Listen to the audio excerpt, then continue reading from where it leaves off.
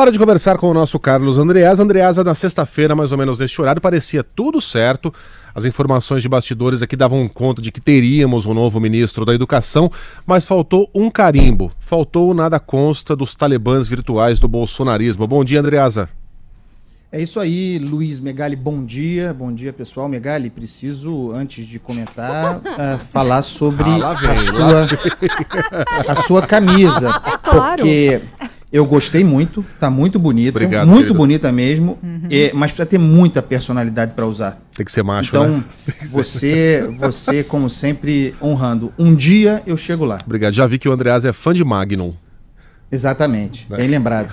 Olha aqui. Diga lá, Andreasa. É possível, né, pessoal, que tenhamos, talvez ainda hoje, um novo ministro da Educação. Mas nós não temos um desde 18 de junho. Quase 20 dias. É uma indignidade. Esse deveria ser o fator de maior escândalo. O fato de há quase 20 dias não termos um ministro da Educação. Quase 20 dias sem ministro da Educação em meio a uma pandemia.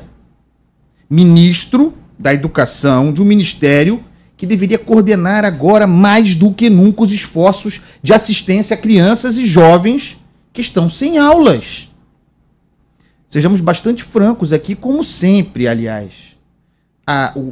O enfrentamento da Covid-19, ou o não enfrentamento da Covid-19, fez escancarar a desigualdade também, a desigualdade social também na oferta de educação.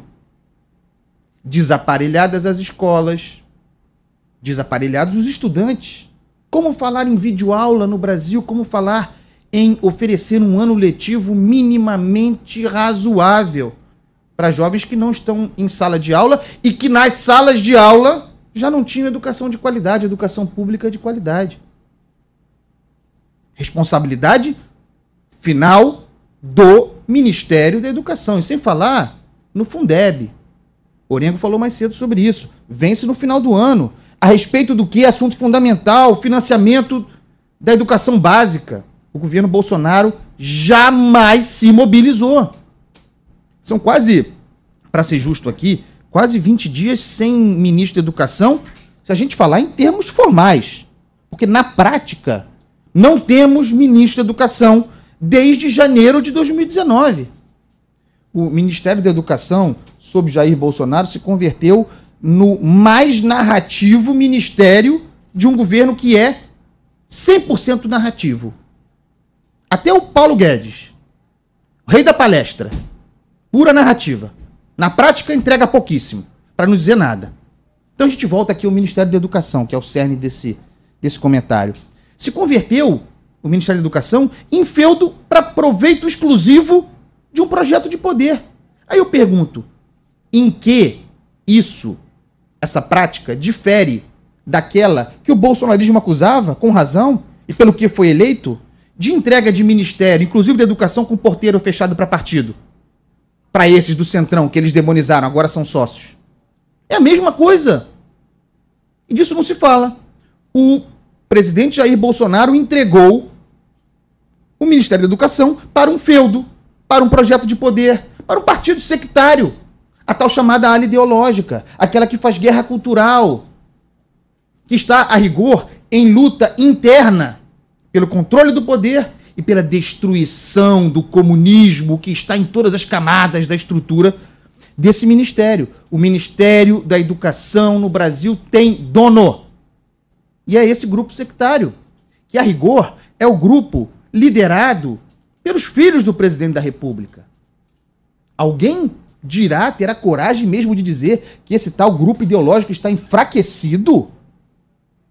Se tivesse enfraquecido, não teriam fritado o Renato Feder como fritaram de maneira inacreditável, em público, para todo mundo ver.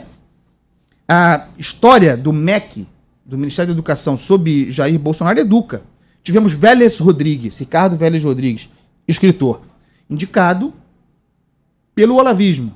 Depois tivemos Weintraub, apadrinhado pelo olavismo. Conseguiu ser ministro narrativo, ministro da briguinha em rede social, ministro para cultivar os ideológicos, Na prática, nada. Talvez até tenha sido bom. Weintraub sai nessa disputa que também é narrativa do presidente, essa nova persona querendo se associar ao Centrão, mostrar alguma pacificação, que é de fachada. Sai Weintraub, aí se indica Decotelli não fica. O problema é, sobretudo, de Decotelli. Aí se indica, se chama Renato Feder. E o sujeito é destruído em um final de semana, em um fim de semana. Como dizer que o grupo ideológico que fez isso está fraco? Muito pelo contrário, está mais forte do que nunca. Luta publicamente pela manutenção do seu feudo. E aí está. Nós temos disputa por poder e, com sorte, sendo otimista, paralisia, porque, na verdade, esse Ministério da Educação está sendo progressivamente destruído. A pressão é grande, a pressão é sobre Jair Bolsonaro para manter a sucessão, para manter o controle desse ministério, dessa ala ideológica, para manter a sucessão, o controle desse ministério. Qualquer indicado de Jair Bolsonaro, ainda que os tecnocratas, a chamada ala militar, ou mesmo o Centrão, que é um componente importante nessa disputa pelo controle desse ministério, ainda que venha daí o próximo indicado, não tenham dúvida, se não passar no crivo da ala ideológica, vai ser boicotado, vai sofrer e não conseguirá fazer nada. E se os ideológicos conseguirem, estão trabalhando muito por isso, para fazer o sucessor, para fazer o próximo ministro, teremos a continuidade, com sorte, de um ministério paralisado. Na verdade, está sendo destruído, com impactos que nós mediremos para as crianças brasileiras, para a educação brasileira em 20, 30 anos. Não acreditem nesse discurso de Bolsonaro, paz e amor. Isso é fachada, é narrativa, é texto. Se não fosse assim, se não fosse texto, nós não teríamos visto o que se fez com esse senhor Renato Feder. Não conheço, nunca vi, mas foi destruído publicamente.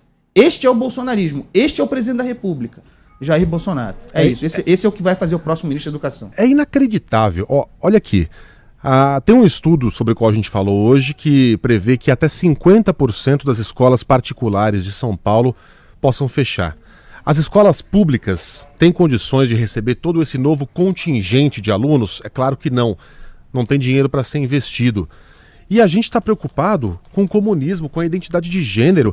Está aqui na coluna de hoje do Rui Castro, na Folha de São Paulo, Andreasa. Sabe quem morreu nos Estados Unidos, lá em Rhode Island, aos 84 anos? Sergei Khrushchev. Khrushchev é filho do Nikita Khrushchev, que foi secretário-geral do Partido Comunista, premier da União Soviética no pior período da Guerra Fria, de 55 a 64. O Khrushchev filho, Sergei, morava nos Estados Unidos, era cidadão radicado americano e trabalhava, sabe onde? No programa de mísseis dos Estados Unidos. Ele tinha inclusive os códigos dos mísseis nos Estados Unidos. Os americanos não têm medo do comunismo. Só a gente que vê comunista embaixo da cama, que acha que há uma ameaça comunista pairando no ar, e entrega o nosso Ministério da Educação, num momento como estes, a quem fica lutando com esses moinhos de vento imaginários do bolsonarismo. É uma piada, é um negócio de querer voltar pra cama. Andreasa, um beijo pra você, boa semana, até amanhã. É o caso, Megali, de repente torcer para nem ter ministro, né? No final das contas, eu tenho dúvida. Talvez o zero valha mais do que o vetor negativo. Beijo pra você, Andreasa. Beijo, parabéns pela camisa, hein? Gostei. Obrigado, mesmo, querido. De verdade. Eu sei que tem sinceridade nisso. Tem.